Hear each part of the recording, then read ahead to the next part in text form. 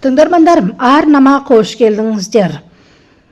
Нермин Мәжитеге хабарласып, екеуміз кездесейікші. Сенің көңіліңді қалдырғанымды білемін. Екеуміз оңашада қыздар болып сырласайықшы деді. Оның не керегі бар деді. Өтінем, менің көңілімді қалдырмашы деді Нермин. Сары оған телефонды алмашы деп еді. Берен ханым, барлығы қайда кеткен деді. Үйге шақырып алып, қазымда жоқ. Ал Ахмет болса, менің мазам жоқ деп тұрып кетті. Берен ханым, саған не болды деді Ахметке. Жай апа, оңаша қалдыршы деді. Ал Нермин болса, кеуі қазымға келіп, оңаша тамақтанайықшы деді. Бүкіл жұрттың алдында тағда айқай шығармақшысың ба деді.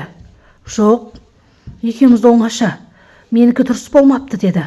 Екеуі дәмханаға барды. Оның артынан Мәжите келді. Мәжитенің олардың кеуе отырғанын көріп, мені не үшін шақырды деген кейіппен кетіп бара жатқан. Мәжите тоқтат еді. Тоқтатып оны отырғызды. Сол кезде Нермин, біз ажырасамыз.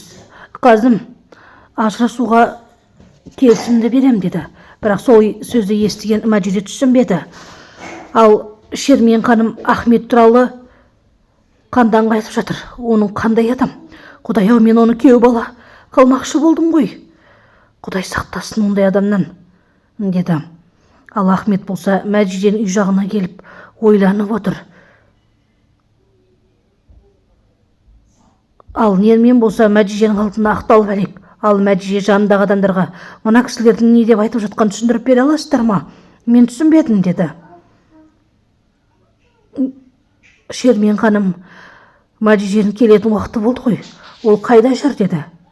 Қандан ештеңе де білдірмеді. Қазір келіп қалар деді. Бір кезде есік қоңырау басылғанда Мәжите келді деп ойлады. Бірақ үйге Сара келді. Ішім пысып кетіп еді. Сіздерге келейін деп едім деді. Ал қандан болса ештеңе білдірмеңіз дегендей ишара білдірді. Ал Шермен болса, Мәжите түсін жарым болды ғой, келетін уақыты болды, қайда деді. Сол кезде барлық шындықты қандан айтып берді. Мейрамханадан шығып келе жатқан кезде қазым Нерминге ашуланды. Мәжите келе жатқан кезде алдынан Ахмет шығып, сен қайдан жүрсің деді. Мәжите сәлем деді. Бірақ Мәжите амандасқысы келмей, яғни Ахметті көргісі де келмеді. Сол кезде Ахмет Мәжитені ұстап тұрып алды. Менімен бірге жүрші, екеуміз оңашада мына жерден алыстау жерге барып сөйлесейікші деді. Шермен Мәжите туралы естіп қатты ашуланды. Мәжите үйге келе сала жағасынан алып ұрысты. Сен ол әйелмен не үшін тамақтандың? Не туралы әңгіме қылдыңдар? Айт деді. Ана кейін сөйлесейікші деді. Жоқ, қазір айтасың деді. Бірақ Мәжите қатты ашуланды. Менің жайыма қалдырыңдар деп айқайлап кетті. Жиһангер Нерминге келді. Ал Жиһангер Нерминнің сабырлы отқан кейпін көріп, сен неге сабырлы болып отырсың деді. Басқа не істеймін?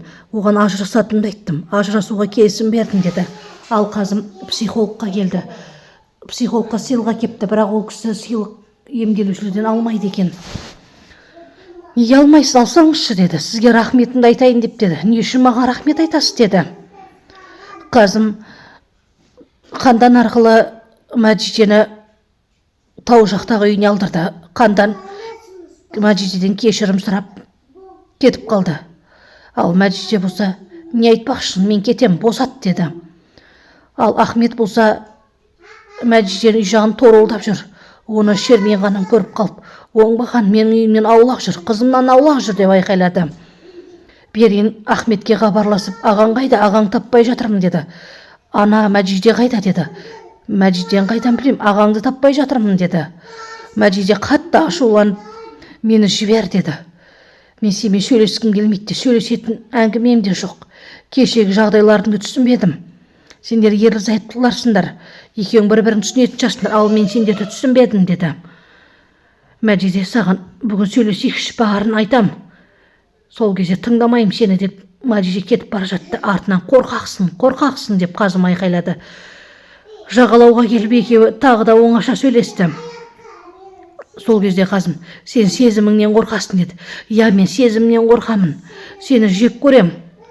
Бірақ, я, сені жақсы көремін. Сезімді айта алам, бірақ қорқам, я деді. Ал оны тыңдап тұрған Қазым өте көңілді болды. Оны әрбір сөзін тоқтамай айта бер деп тыңдаудан жалықпады. Сол кезде Мәжиде Қазымды ерінен сүйіп алды. Екеуі оңаша қалып сүйісе бастады. Бұлардың сыртынан Сера суретке түсіріп тұр екен. Оны бұлар еш байқамады. Ахмет Нерминге келіп, сенің ағаң екеуміз ажырасайын деп жатыр, сен оны естімедің бе деді. Ағам қайда сонда? Ағам жоқ болды, Мәжиде жоқ болды ғой. Білмеймін, шатағым жоқ деді. Сол кезде Ахмет қатты ашуланып кетіп қалды. Шерменге құрбысы хабарласып, Стамбулға барам, ойынға барам деді. Сол кезде Шермен ойланып киімін іздеп ойынға бармақшы болды. Ал Ясмин болса, Жиһангерге ағам қайда? Бұлар ажырасатын болса, не үшін бізді шақырды? Біз төртеуміз тұрамыз енді бірге деді. Ал Нермен болса, қай көйлегімді емдеп бір көйлек көрсетті. Жесірдің ызғары деп Жиһангер тиісті. Шерменнің ойында отырғанын Жиһангер көрді. Бұл туралы ешкімге айтпа деді. Айтсам да ешкім сенбейтін шығар деді Жиһангер іштей. Қазым мен Мәжиде екеуі кешкі ас әзірлеп тамақтанып отырды. Сені бұлай тамақ жасай алады деп ойламаппын деді Мәжиде. Тамақ жасайын дегенге бір жерде заказ бересін шығар деп ойладым деді. Ас үйді қазір мен өзім дайын тазалаймын, барлығы былықты ғой деді. Нермен болса іштей риза. Ахмет Мәжидені ойлап қиялданып отыр. Ал Мәжиде мен Қазым таулы үйде ұйықтап жатыр. Сол кезде Мәжиде шошып оянып кетті. Қазым тұр, таң атты ғой деді. Үйге барайық деді. Сол кезде қайырлы таң деп бір-бірімен сүйісе бастады. Қазымның телефонына хабарлама келді. Қазым мырза, телевизорды қосыңызшы деді. Сол кезде телевизорды қосқан кезде Қазым көріп таң қалды. Ахметке де хабарлама келді. Телевизорды ашып қара деп. Сол кезде Нермин, күйеуім маған опасыздық жасады. Күйеуімді бөтен әйел тартып алды. Мәжиде инже деп атын айтып, түрін көрсетіп, оны анасы да қандан да көріп шошып кетті. Жиһангер де Берен ханым да көріп мазаларға ша бастады. Тілшілер де отқа май құйып бәрін айтып отыр. Ал Шермен ханымның мазасы қаша бастады. Сера болса риза кейіппен отыр. Өйткені суретті Сера түсіріп алған еді. Қандан сен бұл туралы білетін бе едің деді. Жоқ, мен ештеңе де білмеймін деді. Ахмет барлығын көріп шок болып қарап отыр. Тілшілер Мәжиде мен Қазымның бірге құшақтасып тұрған суретін телевизорден көрсетті. Оны көрген Мәжиденің түрі бұзылып кетті. Фильмнің жалғасы бар.